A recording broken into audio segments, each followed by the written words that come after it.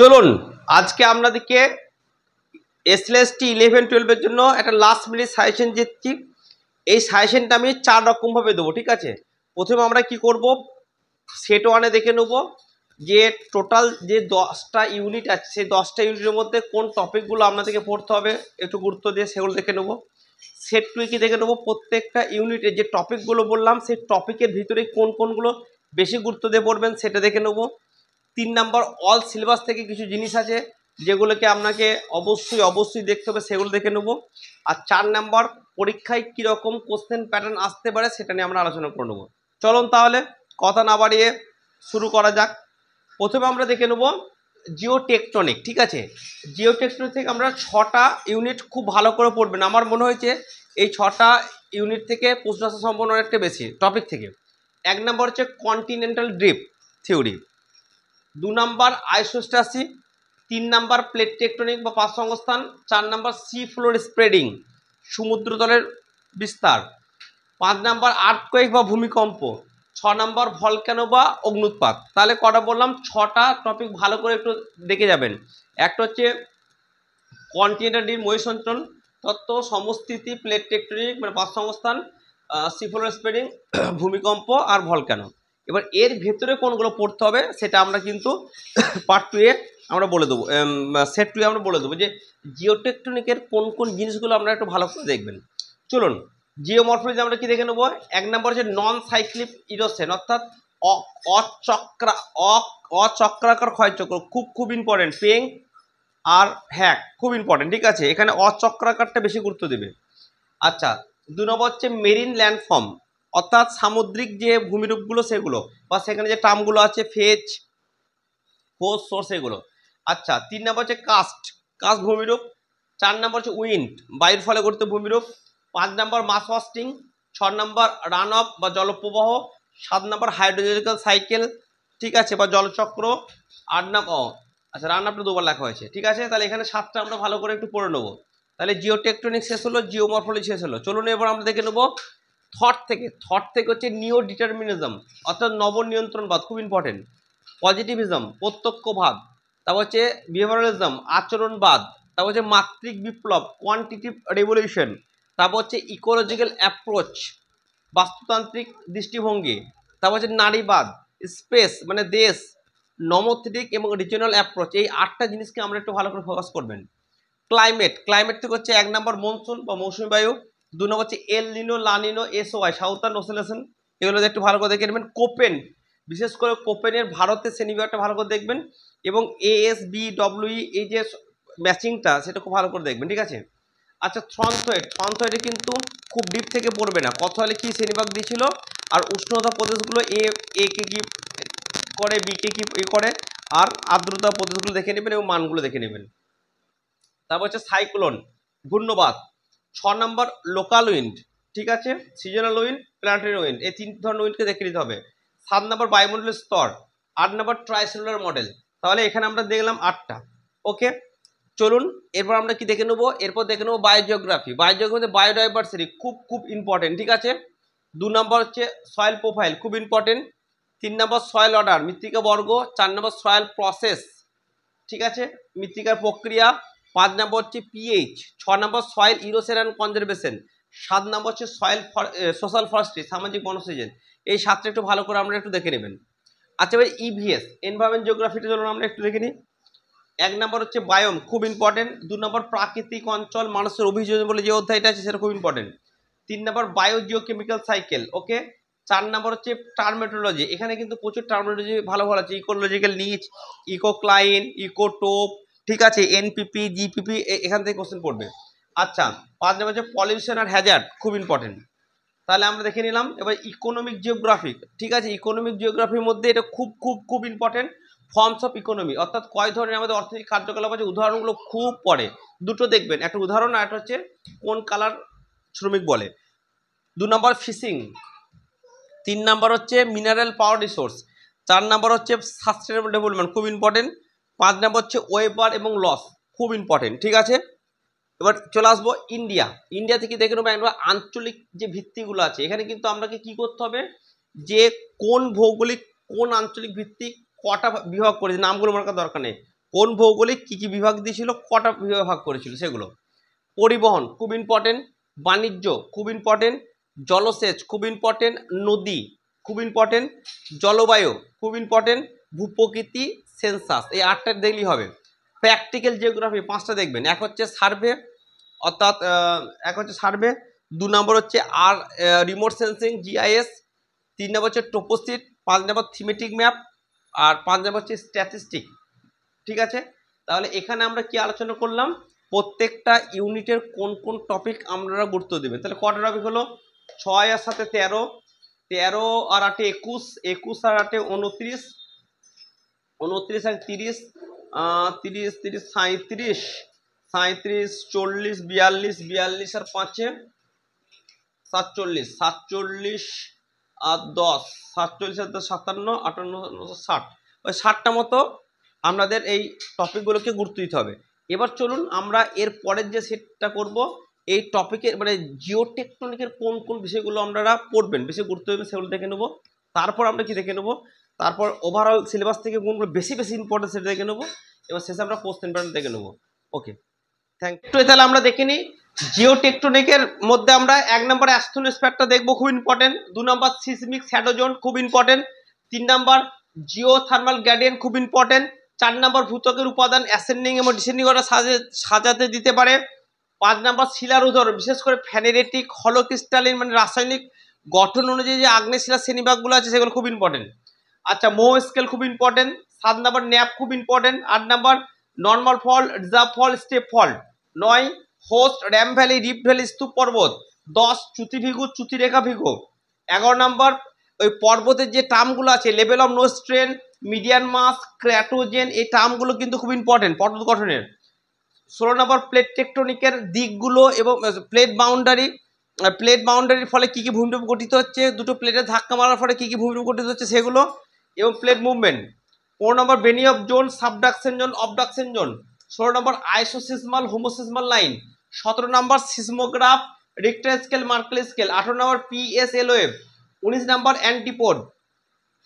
20 নম্বর ভলক্যানো, উদাহরণ ভূমিরূপ নিদর্শন। 21 নম্বর সিসমিক জোন। তাহলে আমরা জিওটেকটনিক থেকে এই বিষয়গুলো একটু ভালো করে দেখবো। তার মধ্যে যেগুলো লাল ব্র্যাকেট আছে সেগুলো আরেকটু ভালো করে দেখবো, যেমন asthenosphere, 2 seismic shadow zone, Mohs scale, nappe, horst, ramp valley, rift valley, স্তূপ পর্বত, চ্যুতিভিগু, চ্যুতিরেখা ভিগু তট, level of no strain, median mass, cratogen, প্লেটের ফলে কি কি ভূমিরূপ সৃষ্টি হয়, seismograph, Richter scale, Mercalli scale, ভলক্যানোর উদাহরণ ভূমিরূপ নিদর্শন, আর সিসমিক জোন। এই টোটাল 21টা টার্ম ভালো করে দেখবো। তার মধ্যে যেগুলো লাল কালি আছে সেগুলো আর একটু ভালো করে গুরুত্ব দেবো। চলুন এরপর আমরা জিওমরফোলজি দেখে নেবো। 1 নম্বর জল নিগম প্রণালী, নদী এবং ভূমিরূপ, কোন নদীতে কোন জল নিগম প্রণালী দেখতে পাওয়া যায়, আর কোন শিলায় কোন জল নিগম প্রণালী দেখতে পাওয়া যায়। 2 নম্বর হচ্ছে অনুগামী নদী, পরবর্তী নদী, উদাহরণ, বৈশিষ্ট্য। ঠিক আছে। 3 নম্বর মাস ফাস্টিং অনুপাত, ঢালগুলো আছে দেখবেন, নিদর্শন, প্রবক্তা। 4 নম্বর যে টার্ম জলিফ্লাক্সেন, কনজেরিফ্লাক্সেন, ফ্লাক্সেনগুলো ভালো করে দেখে নেবেন। তারপর হচ্ছে 5 নম্বর ঢালের কে মতবাদ, কোন ঢালের মতবাদ কে দিয়েছে, আর কিছু টার্মিনোলজি আছে যেমন হেলডেংহাং, ঠিক আছে, ওয়াসলোপ, এই টার্মগুলো ভালো করে দেখে নেবেন। 6 নম্বর বদ্বীপ। 7 নম্বর মেন্ডারিং। 8 নম্বর প্লাবনভূমি, স্বাভাবিক বাঁধ। 9 নম্বর হিমবাহ ও জলধারার যৌথ কাজের ফলে যে সমস্ত ভূমিরূপ গঠিত হয়। 10 নম্বর ফিওর্ড মোরেন। 11 নম্বর বালিয়ারি, পেডিমেন্ট, বাজাদা, ইয়ারদাং, জুগেন, গৌড়, লোয়েস। 12 নম্বর ভিগু, স্ট্যাম, স্ট্যাক, টম্বেল, স্পিট, বাঁধ, উপকূল। 13 নম্বর কাস্টের যে সঞ্চয়িত যে ভূমিরূপগুলো আছে সেগুলো। 14 নম্বর Reynolds number, Froude number, sinuosity index. 15 নম্বর কোস্ট অ্যান্ড সোর্স। 16 নম্বর ফেচ। 17 নম্বর স্ট্রি টেলাস ফেলসেলমার। 18 নম্বর হচ্ছে টেরারোসা। 19 নম্বর ভারতের কাস্ট অঞ্চল। 20 হচ্ছে সোয়াস ব্যাকওয়াস। 21 পিয়েং হ্যাক। 22 নদীগ্রাস। 23 হিমসিরি। 24 হচ্ছে ক্যাপিলারি তরঙ্গ। এই 24টা টার্ম একটু ভালো করে দেখে নেবেন। তার মধ্যে কোনগুলো বেশি গুরুত্ব দিবেন, অনুগামী নদী, পরবর্তী নদী যে পার্টটা আছে ওটা বেশি গুরুত্ব দিবেন। আচ্ছা, ঢালের মতবাদগুলো কে কি মতবাদ দিয়েছে, আর টার্মিনোলজিগুলো একটু ভালো করে গুরুত্ব দিবেন। মেন্ডারিংটা খুব ইম্পর্টেন্ট। হিমবাহ এবং জলধার ফলে যে সমস্ত ভূমিরূপ গঠিত হয় সেটা ইম্পর্টেন্ট। এইগুলো এই বিশেষ করে কাস্ট অঞ্চল এবং মেরিন, এখান থেকে কিন্তু কোশ্চেন পড়বেই। কাস্ট এবং মেরিন, বারবার বলছি, কাস্ট এবং মেরিন থেকে কিন্তু খুব ভালো করে পড়বেন, কোশ্চেন কিন্তু পড়বে। আচ্ছা, তারপর এদিকে রেফারেন্স নাম্বার, ফাউন্ড নাম্বার, কোর্স সোর ইম্পর্টেন্ট, স্ক্রি ট্যালাস ফেলসিনমার ট্রেড খুব ইম্পর্টেন্ট, ভারতবর্ষের কাস্ট অঞ্চল, পেং হ্যাক, নদীগ্রাস, এগুলো কিন্তু খুব ইম্পর্টেন্ট। ঠিক আছে, এবার চলুন এরপর আমরা দেখে নেবো কি এনভায়রনমেন্ট জিওগ্রাফি। এনভায়রনমেন্ট জিওগ্রাফি কিছু টার্মিনোলজি আছে খুব ইম্পর্টেন্ট, যেমন ইকোটোন, ইকোলাইন, নিচ, সাকসেশন, সেরা, homeostatic balance, standing crop, standing state ইত্যাদি, খাদ্য শৃঙ্খলের উদাহরণ ইত্যাদি। আচ্ছা, পিরামিডের একক, বায়োম, বায়োমে কি কি গাছ দেখতে পাওয়া যায়, কি কি আদিবাসী আছে, তৃণভূমি, দূষণ রোগ, জিওথার্মাল সাইকেল। তাহলে এই যে এনভায়রনমেন্টগুলো আমরা দিলাম, এর মধ্যে কোনগুলো আরও বেশি গুরুত্ব দিবেন? এক, ইকোটোন, নিচ, খাদ্য শৃঙ্খলের উদাহরণ, বায়োম, কোন বায়োমে কি কি গাছপালা দেখতে পাওয়া যায়, কি কি আদিবাসী বাস করে, তৃণভূমির উদাহরণ, দূষণের ফলে কি কি রোগ হয় বিভিন্ন দূষণের ফলে, আর জিওথার্মাল সাইকেল। তাহলে আমরা এখানে 3টে ইউনিটের ভেতরে কোন কোন আমরা টপিকগুলো আরও গুরুত্ব দেবো সেটা আমরা দেখে নিলাম। এইভাবে আমরা টোটাল 10টা ইউনিট দেখে নেব। তারপরে আমরা কি একটা সামগ্রিক সিলেবাস থেকে কোনগুলো মোস্ট ইম্পর্টেন্ট দেখে যেতেই হবে সেগুলো একটু দেখে নেবো, আর শেষে আমরা কোশ্চেন প্যাটার্ন দেখে নেবো।